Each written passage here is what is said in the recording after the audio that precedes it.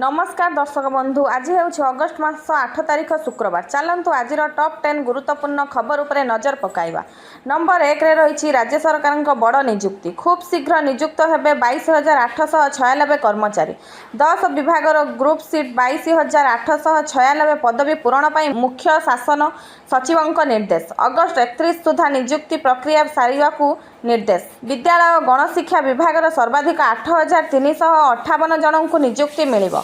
पंचायती राज विभाग 4,042, स्वास्थ्य विभाग 3,677 पदवी पूरण हेब। 10 विभाग नियुक्ति सारिबा निर्देश। 10टी विभाग 44,909 पदवी खाली पड़ता बेले 22,896 पदवी पूरण पर विभाग गुड़ी निर्देश देइछंती मुख्य शासन सचिव। नंबर 2 रे रही राज्य में हो पारिबनी गोहत्या। Odisha prevention of cow slaughter act 1960 कड़ाकड़ी हेब। कड़ाकड़ी पालन करने को राज्य सरकार को निर्देश देइछंती हाईकोर्ट। जनस्वार्थ मामलार शुणाणी करी हाईकोर्ट यही निर्देश देइछंती। प्रतिदिन केउठी ना केउठी गो चालाण बेले गाड़ी धरा पड़ुथिला। आउ केउठी तो गोमांस चोरा चालाण बेले गाड़ी धरा पड़िथिबार नजर रही। एही सबु को रोकिया पाई अनेक समाजसेवी एवं साधारण लोक निवेदन करि आसुथिले, किंतु सरकार एहा उपरे कौनसी दृष्टांतमूलक कार्यानुष्ठान नहीं नथिले। आज एही हाईकोर्ट ए सबु को रोकिया पाई राज्य सरकार को निर्देश देइछंती। आउ हाईकोर्ट एही निर्देश को स्वागत करा जायछि। नंबर 3 रे रही अगस्ट 12 तारिख में मोदी नड्डा घोषणा करेंगे उपराष्ट्रपति नाम। सूत्र अनुसार उपराष्ट्रपति निर्वाचन पर एनडीए सहयोगी मध्य उत्तम पारस्परिक समन्वय एवं उत्तम समन्वय बजाय रखा यही बैठकर एजेंडा थिला। एही बैठक संसदर समन्वय कक्षर अनुष्ठित होइथिला।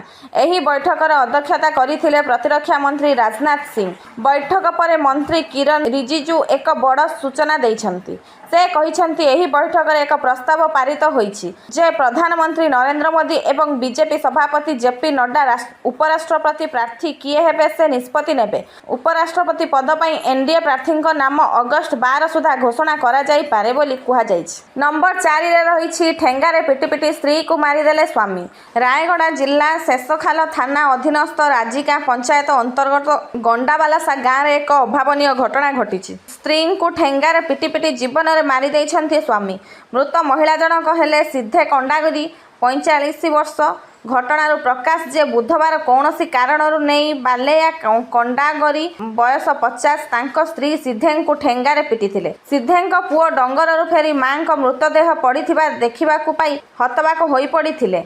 एने शेषखाल पुलिस सूचना पाइबा परे घटनास्थल में पहुंची बालेया को गिरफ्त करने सहित मृतदेह व्यवच्छेद रायगड़ा जिला मुख्य चिकित्सालय को आनी। मृतदेह व्यवच्छेद पर परिवार वर्ग को हस्तांतर बोली पुलिस सूचना देइछन। नंबर 5 रे रही मागणारे चलबनी UPI. Reserve bank of India governor Sanjay Malhotra बुधवार दिन कहिसेंती जे देश में पेमेंट सिस्टम रे क्रांति आनिथिबा यूपीआई सर्वदा मागणारे रहिबो नाही। से संकेत देइछंती जे डिजिटल पेमेंट इंफ्रास्ट्रक्चर चलाउथिबार खर्च उपभोक्ता मानक उपरे लदिबाकू पड़ी पारे। मल्होत्रा एमपीसी बैठक पर आयोजित प्रेस मीटर रे कहिछंती जे एहा एबे भी मागणा नुहे। एथिपाई किए ना किए पेमेंट करुछि। सरकार तांकू सब्सिडी देउछंती, हेले केउठी ना केउठी पेमेंट करा जाउछि। नंबर 6 रे रही महिला को हाणिले डेलीवरी बॉय। राजधानी छाती उपरे अपराध। डेलीवरी बॉय मचाइले उन्मक्त कांड। भुवनेश्वर भरतपुर अंचल में महिला को कटुरी रे हाणिला डेलीवरी बॉय। मुंड हाथ एवं बेकरे लागिছে आघात। सामान्य खाद्य डेलीवरी बेले महिला सह होइथिला बचसा। आउ एही बचसा नैथिला उग्र रूप। शेष में डेलीवरी बॉय जनक कटुरी रे महिला को हाणिबा भी पछाइले नाही। फल गुरुतर हो पड़ते महिला जनक। परे तांकु गुरुतर अवस्था हस्पिटाल में भर्ती करा जाइछि। नंबर 7 रे रही पट्टामुंडई रे युवती आत्माहुति घटना। बढ़िला सस्पेंस। चांचल्यकर बयान देले पीड़िता बापा। से कहिछंती झियो बंधा होई पोड़ी मरिछि। इलेक्ट्रिक तार बंधा होइथिला। ଅନୁମାନ କରୁଛି। ଏହି ବୟାନ ପରେ ପୀଡ଼ିତା ନିଜେ ପୋଡ଼ି ହୋଇ ମରିଛନ୍ତି ନା ତାଙ୍କୁ କେହି ହତ୍ୟା କରିଛି ତାହାକୁ ନେଇ ଏବେ ପ୍ରଶ୍ନବାଚୀ ସୃଷ୍ଟି ହୋଇଛି। ପୀଡ଼ିତାଙ୍କ ବାପା ଆହୁରି କହିଛନ୍ତି ଯେ ସେ ପୁଅ ବାରମ୍ବାର ନିର୍ଯାତନା ଦେଉଥିଲା। ମୋତେ ଏବଂ ମୋ ପୁଅକୁ ସେ ଅଶ୍ଳୀଳ ଫଟୋ ପଠାଏ। 2 ଥର ଥାନାକୁ ଯାଇଥିଲି, ସରପଞ୍ଚଙ୍କୁ ନେଇ ବି ଥାନାକୁ ଯାଇଥିଲି। ଅଶ୍ଳୀଳ ଫଟୋ ଛାଡ଼ିବା, ହାରାସମେଣ୍ଟ କରିବା ଓ ଗାଳିଗୁଲଜ କରିବା ନେଇ ଅଭିଯୋଗ କରିଥିଲି। ନମ୍ବର 8ରେ ରହିଛି ଆଗାମୀ 3 ଘଣ୍ଟା ପାଇଁ 5ଟି ଜିଲ୍ଲାକୁ ୟେଲୋ ୱାର୍ଣ୍ଣିଂ ଜାରି କରି ସତର୍କ ରହିବାକୁ ପରାମର୍ଶ ଦେଇଛି ଆଞ୍ଚଳିକ ପାଣିପାଗ କେନ୍ଦ୍ର।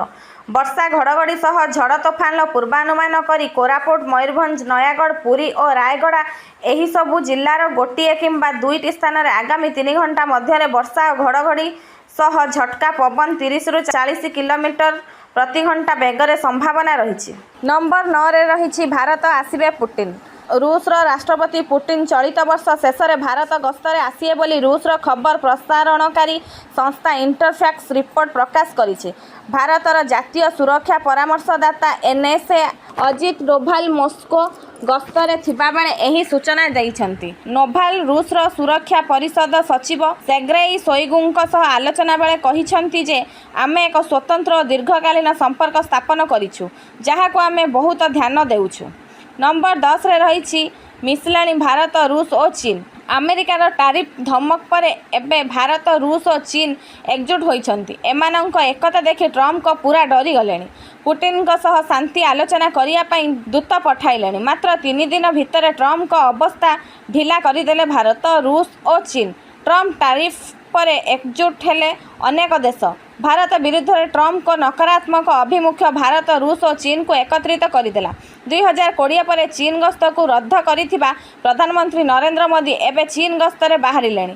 ଚୀନ ସହ ଭାରତର ଦ୍ୱିପାକ୍ଷିକ ସମ୍ପର୍କକୁ ଆହୁରି ନିବିଡ଼ କରିବା ପାଇଁ ଏ ଗସ୍ତ। ସେହିଭଳି ରୁଷ ସହ ମଧ୍ୟ ସମ୍ପର୍କକୁ ନିବିଡ଼ କରାଯାଇଛି। ଭାରତ, ରୁଷ ଓ ଚୀନ ଏହି 3 ଦେଶ ମିଶି ବିଶ୍ୱରେ ସ୍ୱତନ୍ତ୍ର ବ୍ୟବସାୟିକ ନେଟୱାର୍କ ତିଆରି କରିବାକୁ ଯୋଜନା କରିଛନ୍ତି।